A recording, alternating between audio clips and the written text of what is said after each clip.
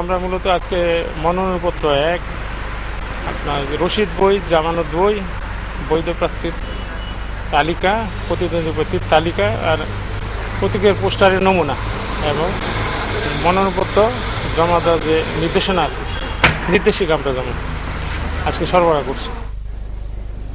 আওয়ামী লীগ সরকারকে দুর্নীতিবাজ উল্লেখ করে নির্বাচনে অংশ নিয়েই তাদের প্রতিহত করতে হবে বলে মন্তব্য করেছেন জাতীয় পার্টি চেয়ারম্যান হুসেইন মোহাম্মদ এরশাদ। রাজধানীর কাকরাইলে জাতীয় যুব সংহতি আয়োজিত অনুষ্ঠানে এরশাদ আরও বলেন, নির্বাচনে অংশ নেওয়া ছাড়া বিএনপির সামনেও আর কোনো পথ নেই।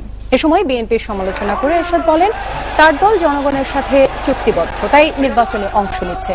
সংঘাতের রাজনীতি করে না বলে জাতীয় পার্টিকে দুর্বল মনে না করারও আহ্বান জানান এরশাদ।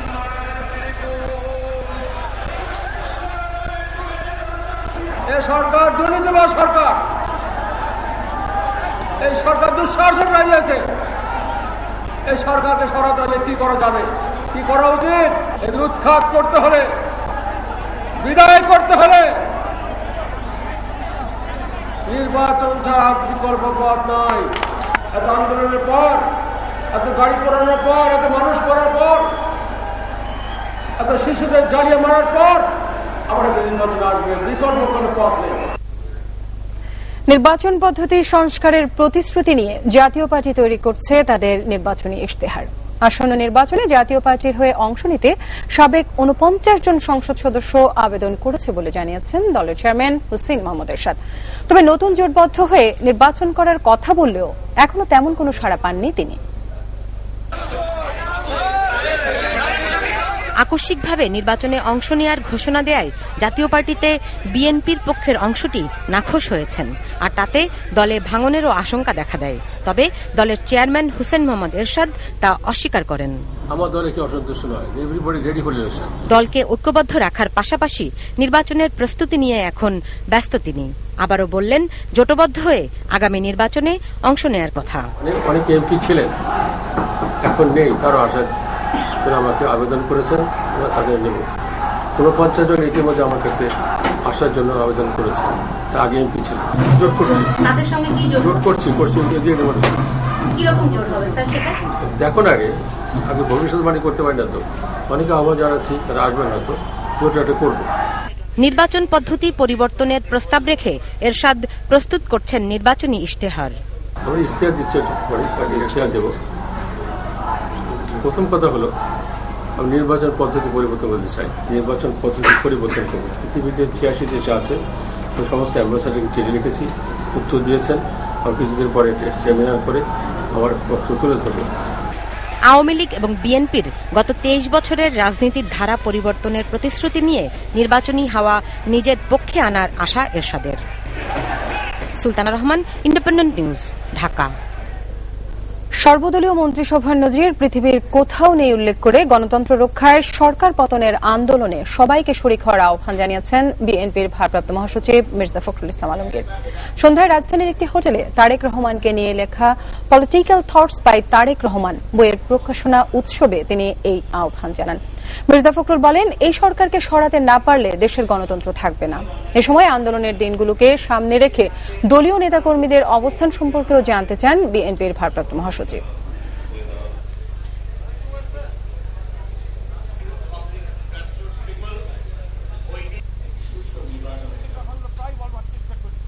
কোথায় সেই তরুণ, কোথায় সেই যুবক?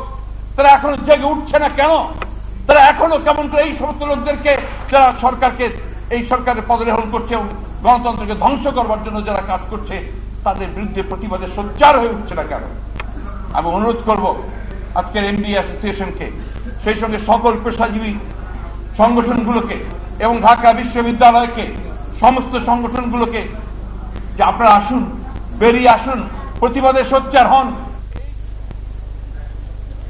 নির্বাচনের তফসিল ঘোষণার পর সংবাদ সম্মেলন করে হরতাল, অবরোধ সহ নতুন কর্মসূচি ঘোষণা করবেন বিএনপি চেয়ারপারসন বেগম খালেদা জিয়া।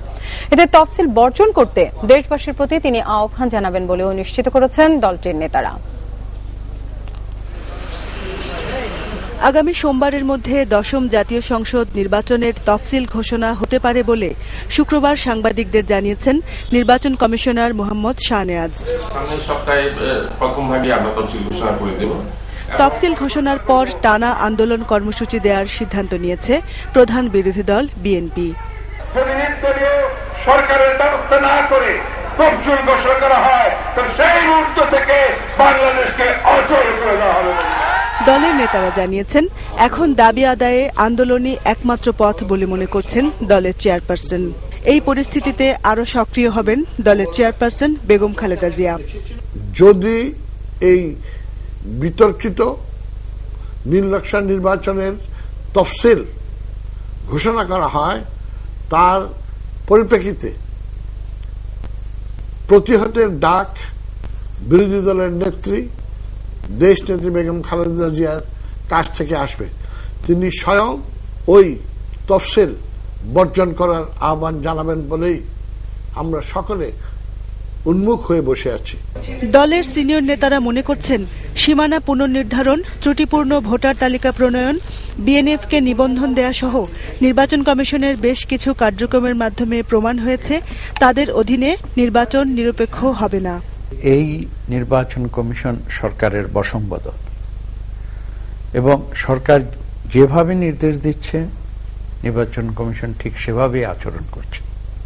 কাজেই আমরা যে বিগত প্রায় 2 বছর যাবৎ অভিযোগ করে এসেছি যে এই আজ্ঞাবহ নির্বাচন কমিশন দিয়ে একটি সুষ্ঠু নিরপেক্ষ নির্বাচন হতে পারে না, এটা আবার নতুন করে প্রমাণ করেছে এই নির্বাচন কমিশন। অতীতে আমরা দেখেছি যে একতরফা নির্বাচনগুলো ফলাফল ভালো হয়নি। আমরা এতটুকু বলতে পারি যে ফলাফল ভালো হবে না। আন্দোলন জোরদার করতে তৃণমূল পর্যায়ের নেতাকর্মীদের চাঙ্গা করতেও উদ্যোগ নেওয়া হবে বলে জানান নেতারা। নির্বাচন কমিশন বলে এসেছিল। Jahanara Parvin, independent news, Dhaka. নেতাকর্মীদের চাপের মুখে শেষ পর্যন্ত বিএনপি নির্বাচনে অংশ নেবে বলে মন্তব্য করেছেন যোগাযোগ মন্ত্রী ওবায়দুল কাদের। এ সময় বিরোধী দলের দেশ অচল করে দেওয়ার হুমকির সমালোচনা করে তিনি বলেন, এটা গণতন্ত্রের ভাষা হতে পারে না। সকালে ফেনীতে সাংবাদিকদের এসব কথা বলেন যোগাযোগ মন্ত্রী। কর্মীদের চাপের মুখে সংলাপ হোক আর না হোক, আমার বিশ্বাস শেষ পর্যন্ত বিএনপি নির্বাচনে আওয়ামী লীগের মনোনয়ন প্রত্যাশীদের গণভবনে ডেকেছেন দলীয় সভাপতি প্রধানমন্ত্রী শেখ হাসিনা। রবিবার বিকেল 3টায় তাদের সাথে মত বিনিময় করে চূড়ান্ত নির্দেশিকা দেবেন তিনি। এদিকে আওয়ামী লীগের 100-রও বেশি সংসদ সদস্য আগামী নির্বাচনে মনোনয়ন পাচ্ছে না বলে দলীয় সূত্রে জানা গেছে। বিতর্কিত সাংসদদের জায়গায় নতুন মুখ এবং ত্যাগী ও সৎ নেতাদের অগ্রাধিকার দেওয়া হবে বলে জানিয়েছেন নির্বাচন পরিচালনা কমিটির সদস্য সচিব এইচ.টি. ইমাম। সারা দেশ থেকে মনোনয়ন প্রত্যাশী 2611 জনকে বৈঠকে আমন্ত্রণ জানানো হয়েছে। নির্বাচন কমিশন তফসিল ঘোষণার পরই 300 আসনে দলীয় প্রার্থী ঘোষণা করবে আওয়ামী লীগ।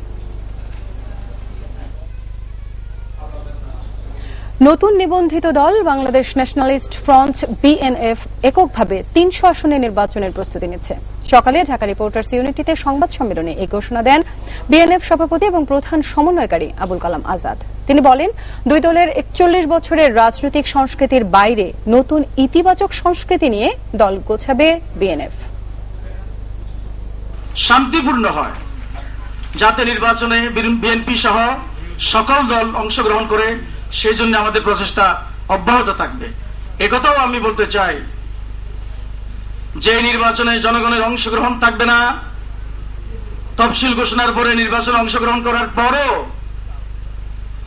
আমরা বিবেচনা করব, দল বিবেচনা করবে নির্বাচনে আমরা শেষ পর্যন্ত থাকবো কিনা।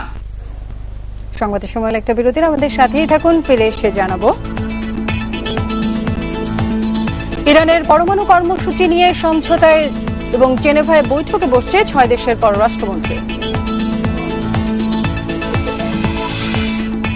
বিপিএলে ম্যাচ ফিক্সিং অভিযোগের শুনানি শুরু হচ্ছে রোববার। বিচার হবে আকসুর আইনে।